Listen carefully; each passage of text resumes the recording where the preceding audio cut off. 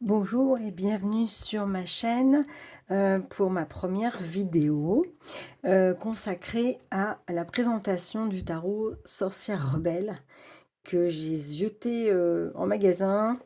Voilà, il me faisait de l'œil, j'aimais bien les illustrations qui étaient dessinées au dos.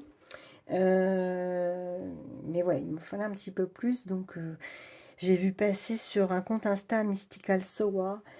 Euh, qu'elle le présentait vite fait, qu'elle présentait les cartes, et du coup, j'ai craqué. Donc, parce qu'il est vraiment, les illustrations m'intéressaient, enfin, j'étais vraiment fan. Donc, le coffret se présente comme ça en dur, on est à un prix tout doux de 19 €. J'essaie de faire la mise au point. Vraiment tout doux, voilà. Des éditions Vivida. Donc on a un petit coffret comme ça, tiroir. Donc là, moi, il n'était pas comme ça. Là, j'avais, du coup, il y a une tote box. Il y a une tote box, mais je pense pas garder les cartes dedans. Je vais mettre directement dans le tiroir. Voilà, donc très, très chouette, très, très moderne, avec des cartes aux tranches neutres. Finition glossy, on voit bien, moderne, avec un dos comme ceci, de très bonne qualité, franchement. Et elle glisse bien du fait qu'elle soit glossy. Donc on va y revenir. Donc le livret qui est bien fichu, il y a vraiment l'essentiel. Il y a vraiment l'essentiel avec le sommaire, un petit mot. Et donc là, on apprend que ce tarot rend hommage aux sorcières rebelles des révolutionnaires, donc fictives ou ayant vraiment existé, donc fictives qui s'inspirent de mythologie ou de femmes qu'on aperçoit dans des films ou dans des livres ou des chanteurs. Enfin, vous allez voir, c'est assez sympa en fait, c'est assez ouais, c'est l'archétype des gens, surtout des personnes, surtout des femmes, qui ont osé changer les choses. Voilà. Donc dans la structure du jeu, bien sûr, on retrouve nos arcanes majeurs et mineurs, bien entendu. Et donc elle explique dans les arcanes majeurs, que ce sont des sorcières qui incarnent des archétypes des arcanes majeurs. Donc ce sont des figures reconnaissables et correspondant à des modes de vie, de pensée, des personnages célèbres.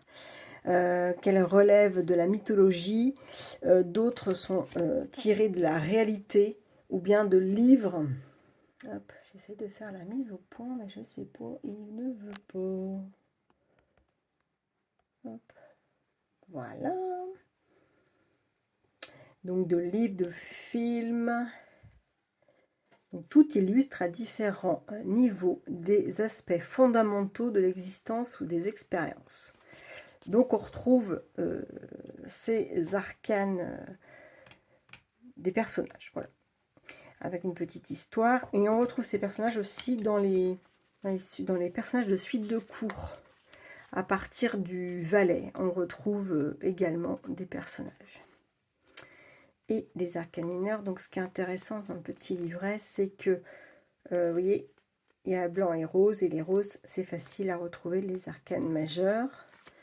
Ensuite, arcanes mineurs avec, c'est les mêmes couleurs, mais c'est assez simple, puisqu'on a une page par lame. Et donc, si je prends un arcane majeur, on a l'illustration en couleur pleine page. On a le nom ici de la carte, ici son numéro en chiffre romain, et donc en haut le personnage qui est incarné par la tempérance, et en bas donc des mots-clés.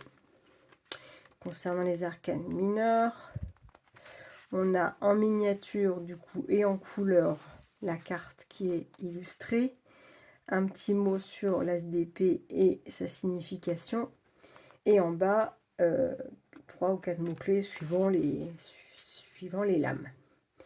et ça pour tout à la fin. Donc, il y a une petite explication pour lire le tarot. Comment formuler la question, c'est toujours intéressant. Là, on a Minerva de Harry Potter. On retrouvera dans un arcane majeur. Comment préparer son jeu avec de l'encens, avec la lune. Est-ce qu'on bat et on remet dans l'ordre ou pas son jeu pour se familiariser avec, ça c'est chouette.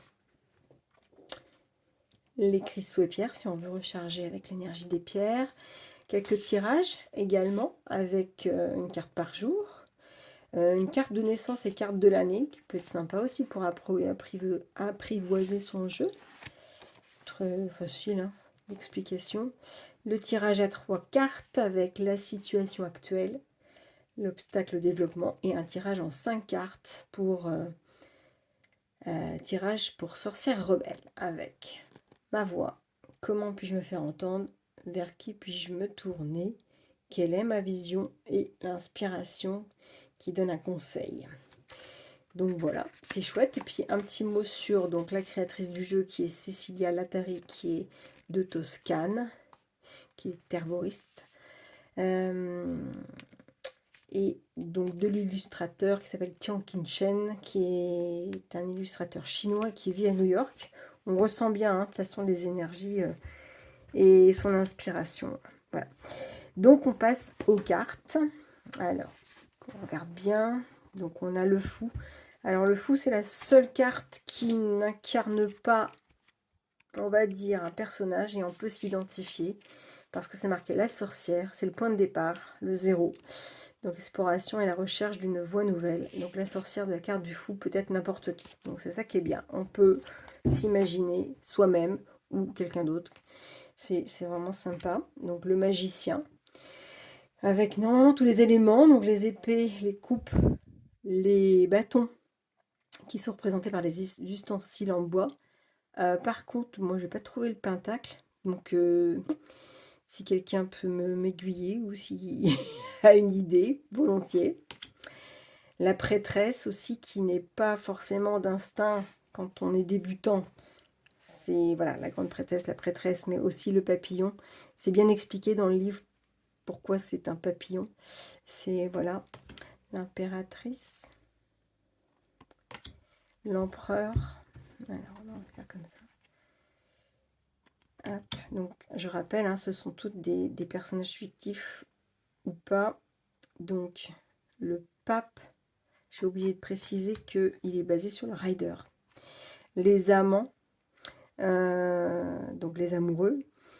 Et ce qui est chouette, c'est que c'est un petit hommage, du coup, à un film, enfin une série, Buffy contre les vampires, de mémoire, c'est ça, et les personnages de Willow et Tara.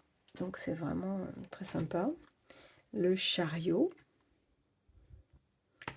la force, donc la force en 8, l'ermite.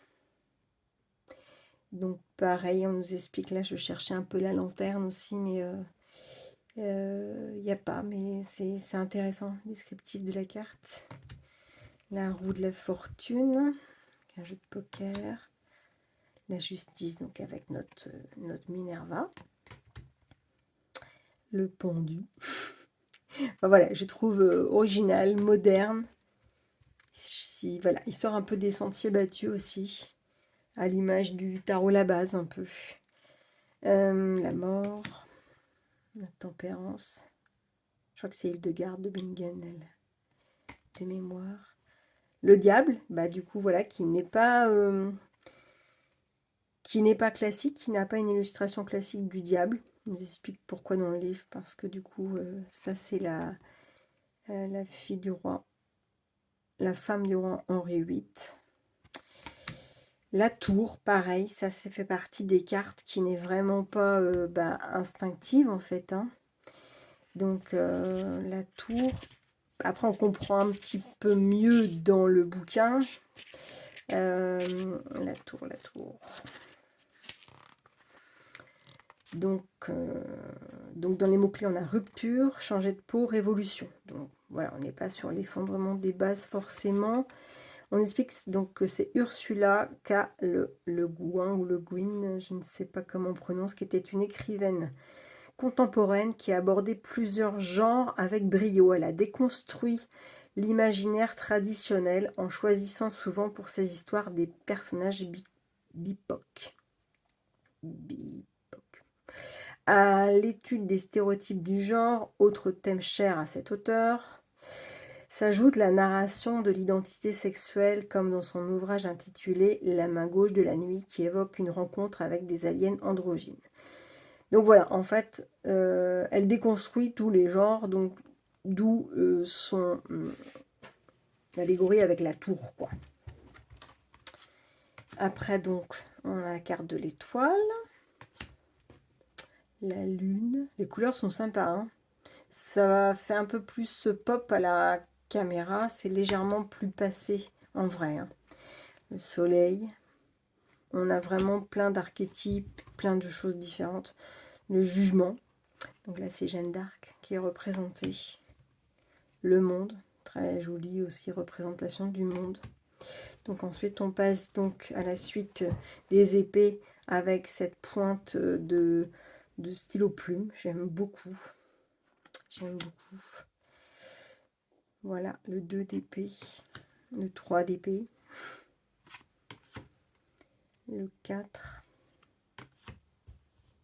le 5. On reconnaît quand même hein, sur la plupart des cartes quand même là, le rider, les cartes qui quand même sont instinctives, mais certaines non. Le 7, le 8 d'épée, le 9 d'épée, bah voilà, on reconnaît. Le 10. Donc dans les personnages de cours, on retrouve donc des personnages qui en tout cas ont existé ou fictifs, issus de romans. Donc cavalier, la reine et le roi. On a encore une figure féminine pour le roi. Hop, les pentacles avec le 2. Voilà, on retrouve bien quand même là dans les pentacles avec son petit porte-monnaie. Je sais pas si vous allez entendre l'orage, j'ai de l'orage chez moi. Le porte-monnaie, voilà. C'est rigolo, c'est très moderne. Le 5 qu'on retrouve bien là. On trouve bien. Le 6 de pentacle avec les échanges, la transaction. Le 7 de pentacle. Le 8. Fait penser un peu au Out of Hand tarot également. Le 9 de pentacle, le 10, le valet, hop, le cavalier, la reine, le roi. On passe aux coupes, avec l'as de coupe, le 2 de coupe, le 3 de coupe, hop, le 4 de coupe, le 5. Voilà, ça fait partie des cartes qui, moi, le 6 de coupe, pour moi, c'est l'innocence, l'enfance, la gentillesse, la spontanéité. Donc, est-ce que ça représente un enfant qui boude, voilà, qui est spontané, peut-être. Voilà, c'est pas la représentation la plus commune du 6 de coupe, pour moi. La 7 de coupe, la 8 de coupe, voilà. On part et on laisse derrière nous des choses. La 9 de coupe, bah là c'est pareil. C'est pas une représentation classique du 9 de coupe. La 10, le valet, le cavalier. J'ai pas été voir qui c'était le cavalier de coupe là. qui c'est qui est représenté en cavalier de coupe? Hop. Ah, ben c'est Courtney Love. Oui, bien sûr. Bah oui. Ben oui, oui, oui, oui, oui. Courtney Love.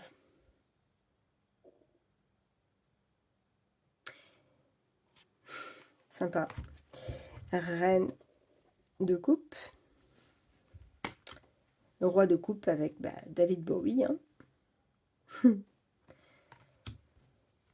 Après, on passe au bâton, donc avec l'élément cuir en bois, principalement. En tout cas, un élément en bois de bâton. Le 3 de bâton, avec la Kitchen Witch peut-être. Le 4 de bâton. La 5 de bâton. La 6 de bâton. La 7. La 8 de bâton. On ressent un peu la vitesse ici, l'énergie en tout cas. La 9 de bâton. La 10. Voilà, très moderne. Très sympa la plupart du temps. Enfin, très sympa ce tarot, c'est pas ça. C'est qu'il est assez instinctif au niveau des interprétations, mais sur certaines cartes, voilà, ça peut... le valet de bâton, le cavalier de bâton, on sent bien l'énergie là, la reine de bâton et le roi de bâton. Donc voilà pour ce tarot, que je trouve très très sympa. N'hésitez pas à me dire si vous l'avez, ce que vous en pensez. Et je vais juste... parce que moi je suis un peu fan des combos, un peu beaucoup même. D'ailleurs ma chaîne sera quand même dédiée aussi aux combos. NDPI. Sera dédiée aux combos. Principalement il y aura beaucoup de combos sur ma chaîne. Parce que c'est un peu pour cette raison-là que je l'ai créé. Je voulais vous faire un petit combo parce qu'il y a un jeu auquel j'ai tout de suite pensé quand j'ai vu les illustrations. C'est le jeu de Magic Luna, Delphine Allard, True. Bon, voilà, qui a beaucoup d'humour, ce jeu. Donc, du coup, je trouve que ça décomplexe un peu certains jeux un peu stricts. Et en fait, je trouvais qu'au niveau des illustrations, au niveau des couleurs, il était très sympa. Donc, tout à l'heure, je me suis amusée à faire des petits combos comme ça. Ouh là là, il est intéressant, très très intéressant. C'est rigolo comme tout. Ce jeu a beaucoup d'humour en fait. Je pense qu'il a été fait avec humour. Connaissant Delphine, alias Magic Luna, vous devez connaître. Donc je vous montre vite fait ce que ça peut donner. On va faire une petite coupe comme ça. On mélange. Pour être super bien mélangé, mais c'est pour vous montrer une petite idée. Bon bah voilà. 4 de coupe avec petit souci. Ouais, peut-être, hein, on s'ennuie. Petit tracas. Cavalier de bâton. Je trouvais qu'au niveau des couleurs, au niveau des énergies, 3 de coupe l'été. C'est sympa quand même. Ce jeu, il m'avait bluffé une fois. Je l'avais trouvé très très drôle. Parce que je partais au boulot. Donc je travaille de nuit pour information. Et je partais au boulot et il m'avait sorti... la carte, une carte des vacances. Je partais au travail, donc qu'est-ce qu'il me fait? Et une carte avec une bouteille de champagne. Tiens, l'as de bâton, il résout. Et en fait, j'ai dit, mais qu'est-ce qu'il me fait comme énergie pour aller au travail, celui-là? N'importe quoi. Et en fait, c'était en plein festival interceltique, parce que je travaillais dans l'Orient. Et j'avais trouvé, en fait, un gars ivre-mort qui tenait une bouteille à la main au petit matin en rentrant au boulot. Enfin, voilà. Valet Pentacle. Celle-ci, elle est sympa parce qu'on voit cette vieille horloge, là, cette vieille montre à gousset. Et là, on sent bien qu'on est sur une sorcière, un archétype photographe peut-être de l'ancien temps. 10 de Pentacle. Enfin bon, bref, tout ça pour vous dire que celui-là, il a... Pas beau, ça? il a une énergie de fou. Et alors, je trouve que les deux... Regardez les couleurs.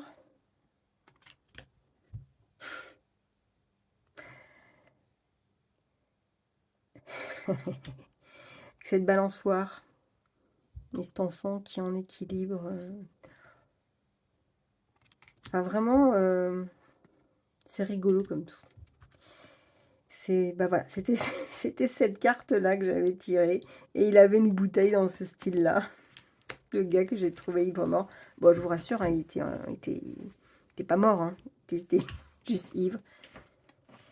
Ben voilà, j'avais trouvé qu'il avait un peu d'humour, ce jeu. Et bah du coup, les deux, je sais pas. Mais il y a quelque chose. Il y a quelque chose, il y a quelque chose, il y a quelque chose. Il y a les deux combinés. C'est très sympa. Voilà. Voilà. Les tentations. Tempérance. Oh, oh, c'est intéressant ça. Mince, pardon, je vous mets plus bas, je regardais pas l'écran. Oh, c'est intéressant ça. Hein, la peur et la mort, la peur de la mort. Voilà. Bon, je sais pas, mais il me paraît évident en fait. Ce combo, il me paraît carrément... paraît d'une évidence en fait. Et ils se sont bien trouvés. L'étoile et la chance. Celle-ci, elle me perturbe. Hein. Je pense qu'il va falloir que je regarde à chaque fois un petit peu parce que le temps que je m'approprie le jeu. Intéressant ça aussi. Hein.